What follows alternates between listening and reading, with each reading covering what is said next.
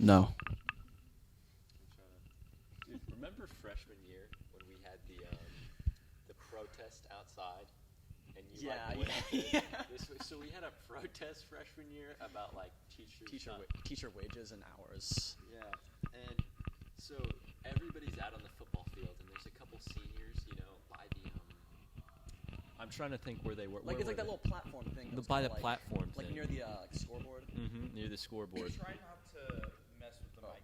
It's just getting a lot of feedback. Like, just don't rub it that much. Okay, yeah. Just scratching. Don't rub the mic.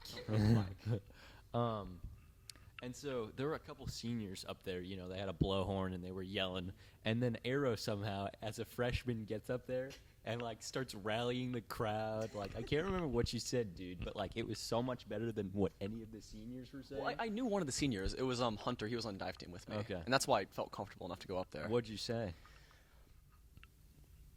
I don't know what I said, actually. Probably something. I probably said something about how like it's not fair to like treat teachers poorly and pay them minimum or like bad wages and extra hours. Right. I just remember, dude, once you got up there, you were yelling, screaming, and everybody else started getting hyped too. That was incredible. I'll always remember that. That was pretty fun. I actually crowd surfed at the end of that. Did you really? Yeah. No, I remember. No, if you look in the yearbook from that year, on the very back, like the hardcover spread, it's a picture in the of crowd. You Yeah, surfing. That's fantastic.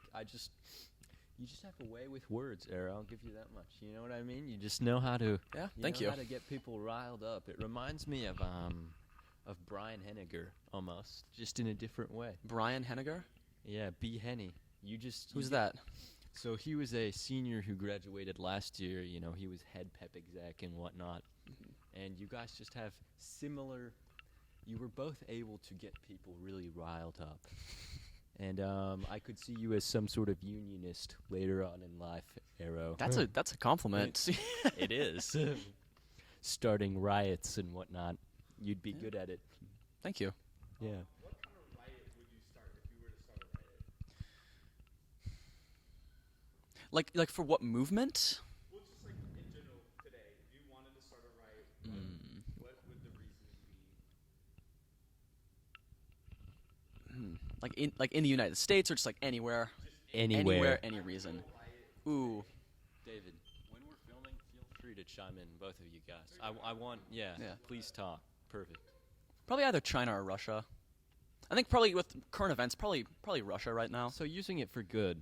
Oh, 100%, yeah. That's important. That's Yeah. very important. See, if we had Micheal up on here, I don't think it would be as useful. I think you'd be surprised, Really? Why is that? He seems very oriented towards progress. I don't know which direction that goes. Really? Yeah, I think I don't know which way he's progressing towards. But he's progressing towards a way. We'll have to have him on. We'll have to ask we'll have to ask him. I think that's a subject for questioning. If you were to start a riot, where would it be and for what? For what reasons? I think that's something we can certainly ask Micheal. Now, Eero, tell me something. A question I've liked to ask people recently is, if you were a pilot, what would your call sign be? Call sign? Your call sign, yes. What's a call sign? So, have you seen Top Gun Maverick? Have you seen Top Gun at all? I've not. Okay. So essentially, right, when fighter pilots, instead of calling each other by their name, they have call signs. So when they're on the radio, they call each other by, for example, David, what are some examples? There's Goose, there's Maverick, there's... Just basically any sort of name. It can be anything you want, really, and that's what the other pilots call you. The thing with call signs is that other people assign them towards you. So Exactly. What do you think? Yeah. What would my call sign be? What would your call sign be? Let's see. I'm gonna go with Otter. Otter. Otter. Yes, Otter. I feel like if you asked people in my friend group, it'd be like Ape or something like that. Ape. Monkey. All right. Why's that? Why do you think your friends will assign you Monkey? First of all, because I can't escape the legacy of being a boo in the 7th grade production of Aladdin. IHMS. Dude, I still get like Instagram comments from random people that were like, "Weren't you the monkey?" Were you the Yeah. monkey? I feel like that would suit you, though. I feel like that's a role that you would play very well. If there's anyone who could play a Oh my monkey, God. Eero, it'd be you, man. The teacher actually, she asked me to audition.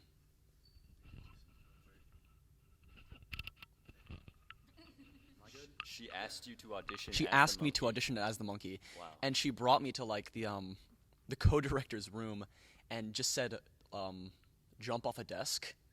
So I jumped off a desk. Were there other people jumping off No, desks? no, Were it was, there- it was just me. I forgot the teacher's name, but it was just me, the two directors, and she was like, "Yeah, here, jump off a desk." So and I you jumped were off the the two- desk, and then she was like, "Okay, yeah, you got it." So the teacher and two directors watched you jump off a desk to assess whether or not you could play a monkey. Yeah. It's very impressive. I mean, I think they probably specified like monkey-like, I guess, like on all fours, but like, So you jumped off a desk on all fours, and Yeah. it was up to their liking. yeah, and they liked it. So as the role of Abu, what other things did that entail? What else did you have to do in the movie or the play? You know, just scampering, mischief. Mischief? Did you have to make monkey noises? Can you give us a little trial? Can you give us some monkey noises here, Eero? I mean, I'd have to get warmed up first. Yeah, you have to Should get I? them up. Of course. It's up to you. Me me me me me me me me me. Me me me me me me me me me. Me me me me me me me me me. It's really nice. I have to. Sorry. Oh, of course, of Gotta- course. gotta You take- know what? gotta Get take the a get second. the get the larynx ready to go. There's we can't all conjure up monkey noises on command. You know, I feel like there's a little bit of a disparity here. Can you give me an animal noise? Can I give you a moo? How was that? That was good. I like that. I practice my mooing Yeah. often. Okay. Ladies and gentlemen, It's been a while. I'm sorry, guys. Eero's I'm- monkey noises. I haven't done this since 7th grade. Yeah. Okay.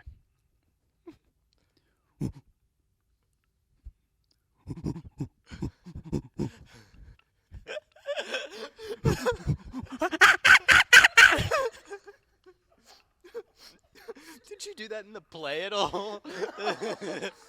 No, I didn't have any sounds. So you just ran around the set on all fours. No, yeah. It was just me on all fours just running around. That was the entirety of my role. I just kind of followed Aladdin. Dude, it's too bad you didn't have a mic and they couldn't have you do the monkey noise, because I have to say, it's some of the best monkey noises I've ever heard. Really. I thought a monkey was in the studio. Yeah. I think my voice has gotten deeper since middle school, so I can't hit like the Yeah, high yeah. range anymore.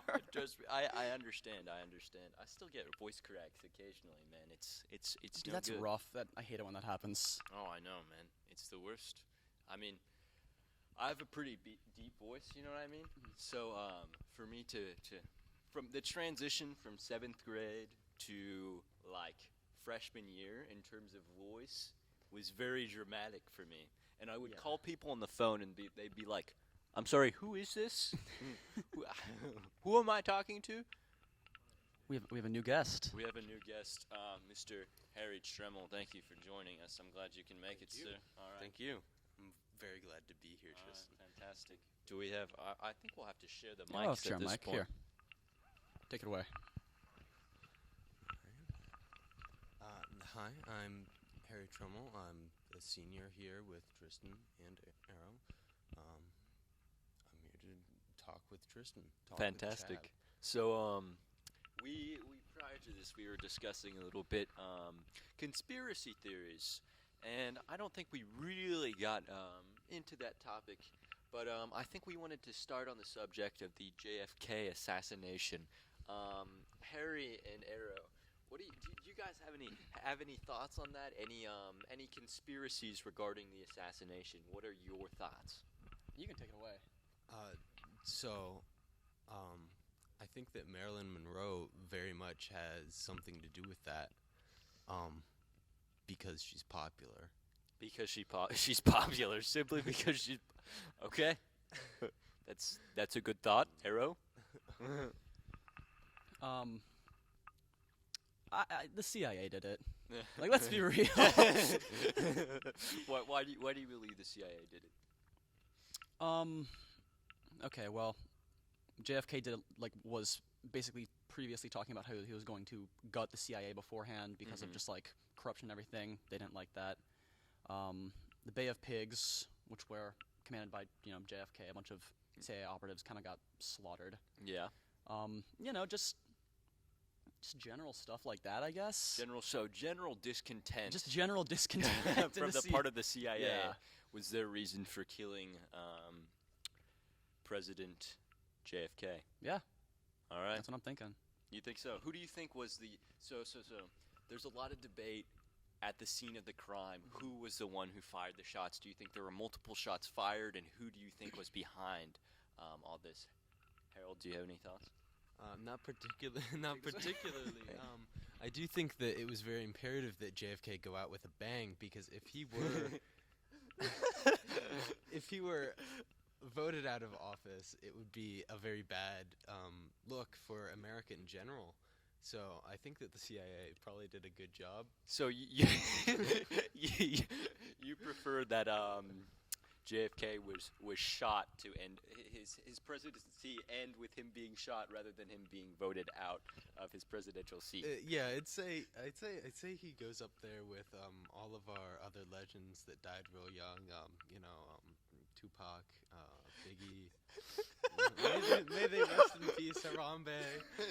They're all up there.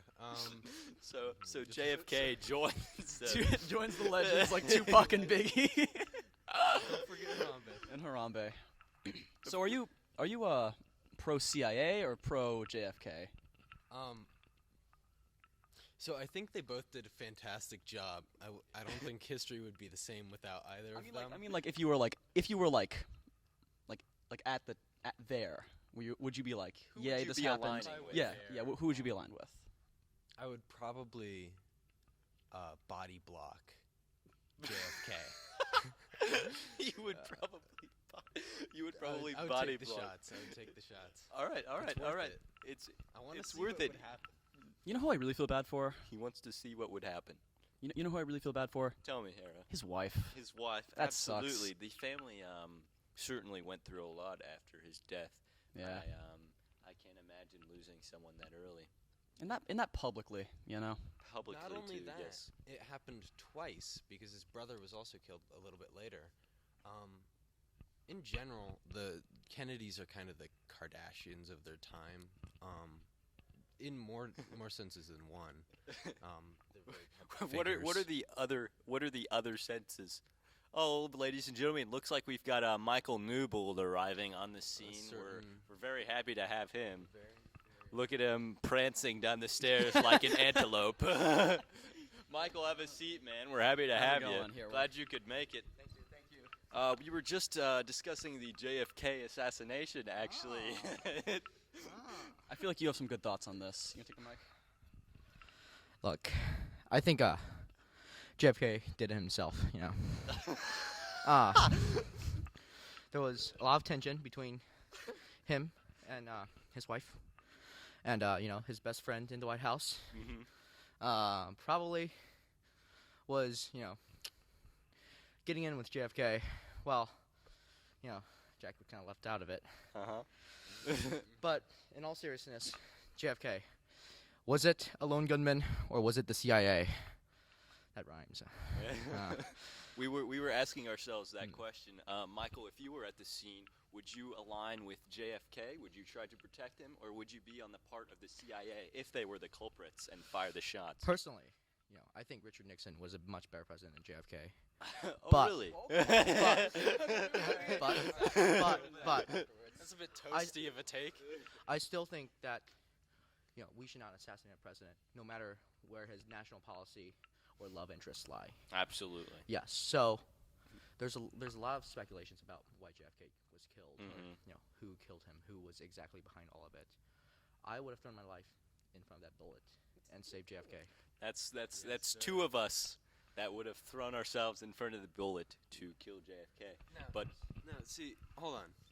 If JFK was really having some stuff going on the home front, it's entirely possible, being a Catholic president and one of the first that we've had, that the Pope might have done it.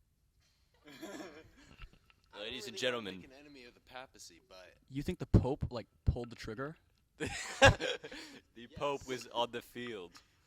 You think the Pope? oh, definitely, he was totally there. Probably disguised. You know, they've got to have a bunch of body. But what about that big hat? Like The man in the umbrella.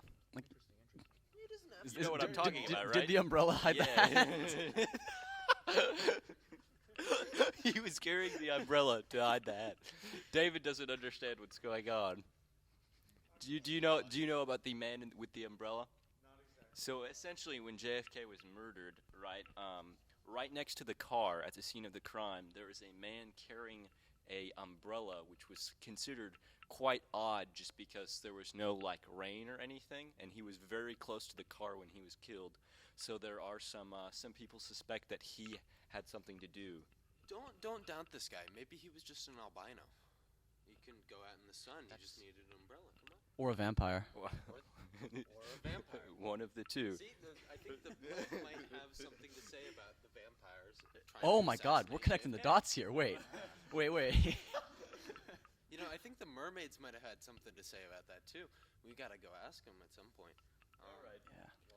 Moving on from these topic, I believe we're stagnating a bit. A little bit. Yeah, we should move on. I wanted Micheal, you to address the birds aren't real movement. I feel like you have a lot to say. I got a regarding lot to that. say about. Oh my gosh! Wait a minute. I think, yeah, you just please take the Can I Eero, phone a go friend ahead. maybe? Can you phone a Can I friend? bring a friend in here maybe? He's in the middle If- of something. How do you know? Griffin. We can get him on next time. We can get Okay. him. He's got a lot to say. He does have a lot to say. Thank you. So, you know, I've known Griffin for a while. The Birds Not Real movement, you know, it all ties back to, again, one of our presidents, Ronald Reagan. No. You see, in the 1980s, there is a speculation. The government was, you know, initiating all its projects for the purpose of national security. Let's say, Mhm. you know, spying on citizens, National security. national security purposes. You know, Sure. what's Snowden uncovered in 2011, but you know that comes along later. What essentially Birds Aren't Real is that you know all the birds in our environment that we see in our daily lives are actually governmental drones.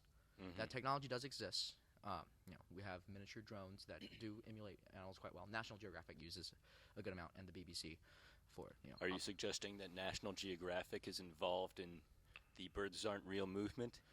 I would say, like the Maybe She Will song, they are definitely co-conspirators. Okay. Yeah. Okay. But on addressing these claims, especially made by Griffin King, are birds real? I mean, No. I've never touched a bird. Have you touched a bird before? I have, in fact, touched a bird. Have you ever seen a baby pigeon? No. I Okay, can't- that wasn't I, a for doctored one- image. I, for one, did actually raise a baby robin that fell out of its nest several years ago. It might have been like 10 You years brought a ago. camera into your home.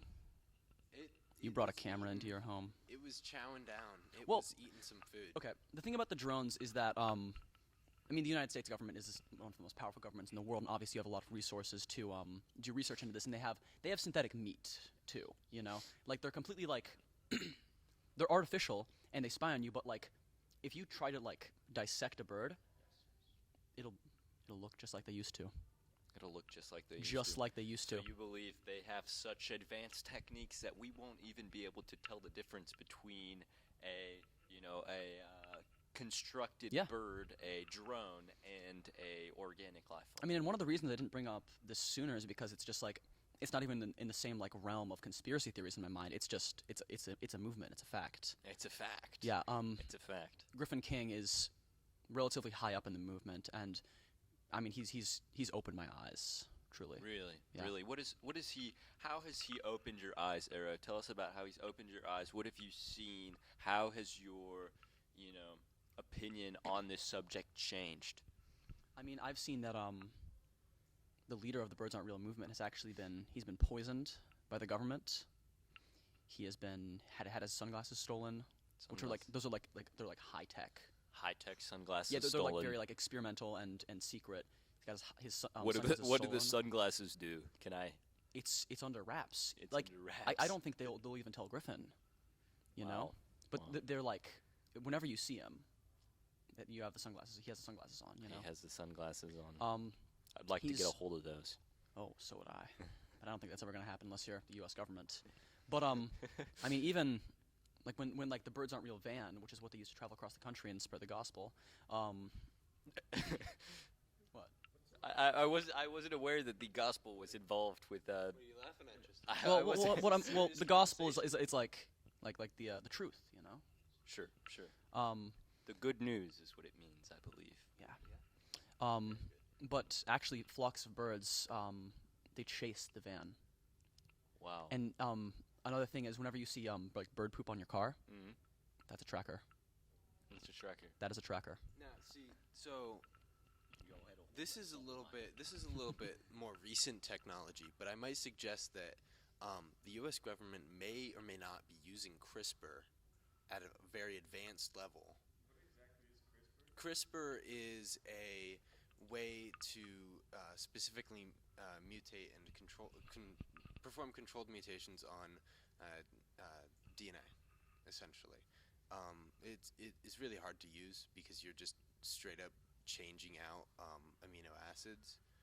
But I would say that given how recently that's come to light and public use, the U.S. government may have been researching it to a degree that they could have been using it to biologically create trackers and cameras in the birds. I agree. I don't think those are eyes anymore. You I believe think the they're- eyes are cameras. I think they're cameras. You know, all birds have like a tail that they use to stabilize themselves in the air. One of those feathers might not have any feather to it. If you know like the what tail I of an mean. airplane, you know. Like an antenna. Like an antenna. I mean, why do you think that they're always on like telephone wires? They're charging. They're electrical wires. They're charging. You know. Interesting. Yeah. So Harold, you believe that the government has engineered birds by altering their genome so that we have produced organic cameras and antennas. Is that correct? That is correct, yes.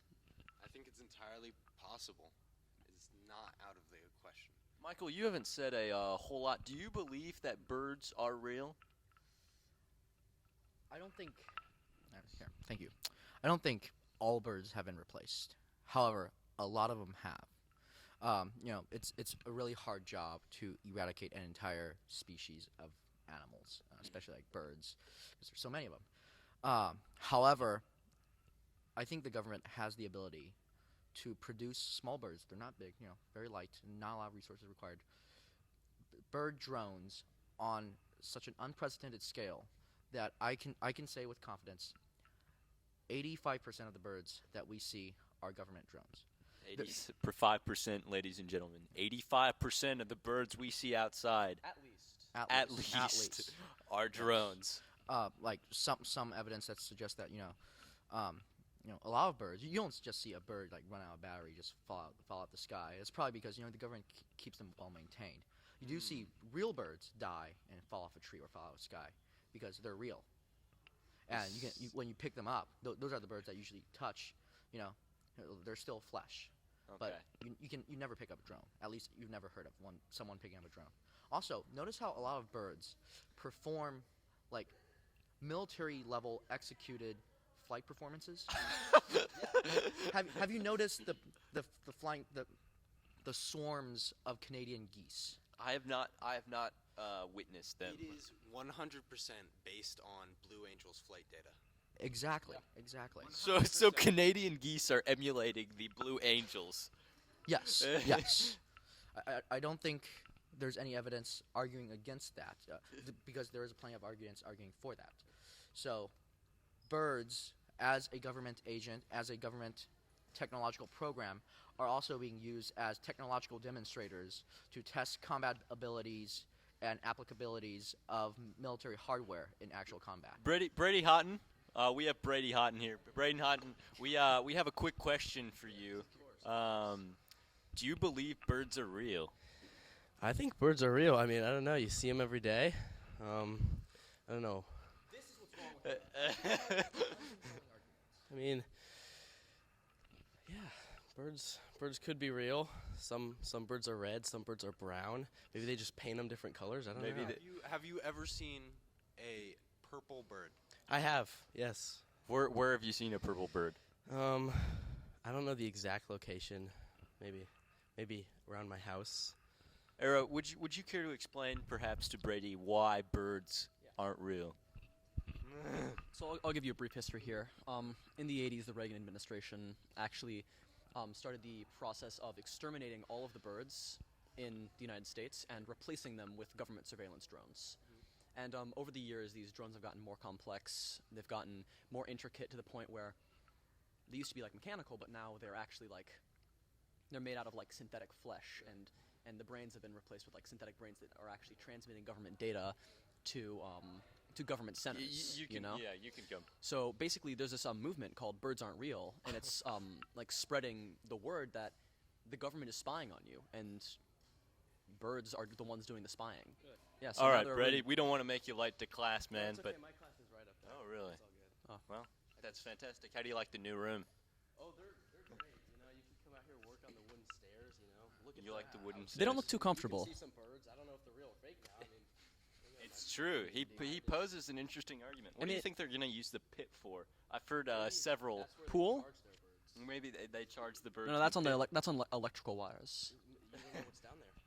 Oh, that's Have you true. been down there? I've not been down there. No. speculation on the pit becoming a gladiator pit. Yeah, Any- I've heard some rumors about two words. One starts with an F. Second one starts with a C. Not really sure. Fight Club? The F word? What? Oh. What are you talking about, baby? What? Never been down there. We'll just have to wait and see, won't we? He said flight club, like for like Like birds birds and and airplanes and stuff like that. If we need. Yeah. All right. Well, thank you, Brady, for coming on. We appreciate you. Who's my favorite Houghton? That's a tough question, actually. I'm gonna have to go with Avery Houghton. See ya. Now where were we? Any other conspiracies that you think are noteworthy? The riot question. The riot question. Yes, I posed this question to Eero earlier, and that because he Eero just has yeah, you're gonna be famous, bro. It's Chatting with Chab. YouTube, you can watch it. I'll send you the link. Yeah, love you too. So Eero, he has a way with words. He's able to inspire people, to inspire movement. We talked about how freshman year, he got in front of the crowd at our protest and really got us all riled up. Yeah. So I asked him if he were to cause a riot, where would that be and for what reasons? What reasoning would he back? Now, Michael, I'd like to ask you the same question. As in, where do I think? Where would you? Why would you incite a riot? Why would I incite a riot? I think there's plenty of reasons. First of all, the McDonald's ice cream machine. I thought we were gonna speak Very bigger strong. than that. I think that is a threat to national security, especially to the security of the American people. Obviously, the government isn't doing anything about it because they're in cahoots with McDonald's. Okay, wait. New conspiracy. New conspiracy. Here's the thing. McDonald's is international. We always hear America runs on Dunkin', and there have been some problems with Dunkin' Donuts in the past, but a problem with McDonald's and the ice cream machine there could be an international threat. Ah. It could be a threat that the UN may have to deal with. Ah. It may be. Now, I haven't looked, but most things I've seen in the U.S. were made in China, but there are some parts of China that are pretty close to Russia. You can take that as you will, but I'm just saying. Well, back to ice cream machines. Thank you. So that's definitely one reason why I would incite a riot. Mm-hmm. We have to figure out who is behind the ice cream machine malfunctions across the world. USSR. And that is a very strong contender. My idea. A very strong contender. Yes, my idea is I think it's Yum, KFC. Oh, you believe it's Yum? They're botching their competition. Yes, indeed. And we talk about concepts like magnum opus, juxtapositions, government conspiracy, cultural imperialism, cultural hegemony, and juxtapositions as well. Juxtapositions. I think the juxtaposition between McDonald's and KFC or Yum is that, it's survival of the fittest. One must go in a more centralized world that we are approaching. A monopoly of fast food. Yes, and it is the duty of the citizen to engage in these riots against these large corporations and their government friends. So I would incite a riot against McDonald's ice cream machines in the most important city to international affairs of all time, Salina, Kansas. Okay, wait. So, as someone who I'm not a very fast food person. I don't really engage with fast food. Specifically like McDonald's versus KFC. Which side should I take? So, both are evil. Two organizations. So it's a fast lesser food evil? is evil. Yes, it's a question of who is the lesser evil. Yum, in this case, is the aggressor. So even if you love KFC fried chicken, especially their fried chicken, the skin, the best part, and I'm sorry, you have to take the side of Mickey D's. What's my KFC favorite side. KFC side. For fast food, I think I think they do their mashed potatoes and gravy really well. It's a bit cold. I agree with It's always you. a bit cold, but the taste is there. The taste is there. It does have a rather nice taste. They Yes. just need to invest in some sort of better ways to heat their mashed potatoes. Exactly. And if they muster out That's where all the cold from the ice cream machine went. and if they muster out the competition from McDonald's, although their mashed potatoes are of subpar quality, the only option we have left is the slightly cold but rather delicious KFC mashed potatoes. And if that happens, there is nothing stopping Yum for January 6ing the American government. I'm sorry, but All right. Well, Yeah. I think we're out of time, you guys. But thank you so much for your insights. I really appreciated having you guys on, and I think we'll have to do this again for sure. So I'll just have you guys sign off, say your names. I'm Tristan Chabanese. This is our talk, the Harbinger talk show, chatting with Chab. And I'm Harry Tremel, and this is... Micheal Newbold, birds are not real, and Yum is your enemy. And I'm Eero Alber. It was an honor to be here. Thank you guys so much. That's it for chatting with Chab today.